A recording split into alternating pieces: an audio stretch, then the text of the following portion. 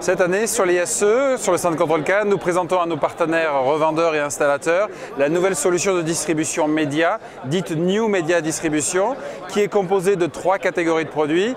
Premièrement, une matrice HDMI avec 8 entrées, 8 sorties et des spécificités importantes. Une matrice audio et uniquement audio avec 16 entrées et 16 sorties permettant de gérer donc 16 sources différentes dans 16 zones. Et une gamme d'amplification beaucoup plus malléable que celle que l'on pouvait connaître chez Control 4 habituellement, nous permettant de gérer des quantités de haut-parleurs extrêmement importantes dans nos projets. Pour reprendre la matrice, le premier produit, la matrice HDMI, celle-ci a comme fonctionnalité de pouvoir transporter sur un seul câble catégorie 5 sous forme de protocole HD Basse T, le connecteur HDMI et son signal audio, son signal vidéo, l'Ethernet qui est disponible pour la Smart TV par exemple, la partie RS232, la partie infrarouge en bidirectionnel.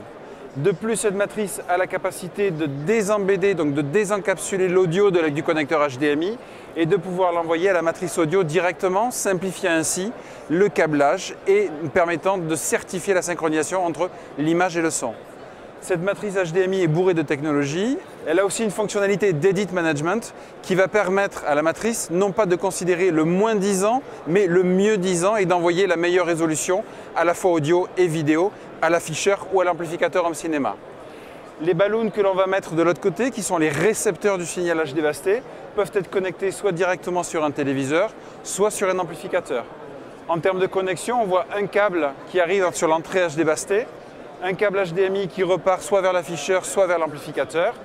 L'entrée-sortie RS232 et infrarouge permettant le contrôle soit de l'afficheur, soit de l'amplificateur et l'alimentation du produit. Par la même occasion, on peut récupérer le réseau et y connecter un appareil type une Smart TV ou éventuellement dans l'architecture Control 4, un contrôleur qui va être l'esclave et permettre de générer l'interface graphique directement dans la télévision. La matrice audio, 16 entrées, 16 sorties. Refonte complète du système avec la possibilité d'avoir une rampe de volume au 2BDV pour obtenir soit des rampes complètement exponentielles, soit complètement linéaires. La gamme ampli, 2 versions, le 104 et le 108. Le 104 faisant 2 fois 30 watts de base, bridgeable en 2 fois 60 watts. La gamme 108, 2 fois 45 watts, bridgeable à 90 watts.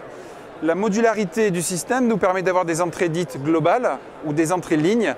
Et l'installateur peut choisir l'arrivée du signal audio de manière à pouvoir faire soit plusieurs amplificateurs dans une seule et même zone, soit éventuellement faire du 2+1, ce qui est extrêmement demandé en multiroom aujourd'hui.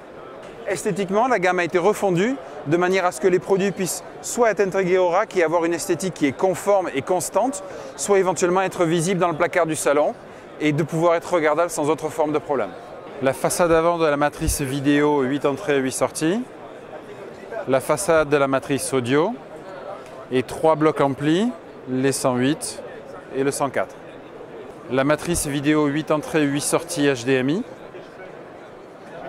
La matrice audio 16 entrées, 16 sorties. Le bloc amplificateur 108. Le bloc amplificateur 104. Aujourd'hui, les produits sont disponibles, les prix sont disponibles et sont diffusés aussi. Les premières installations ont été faites et les retours sont extrêmement positifs.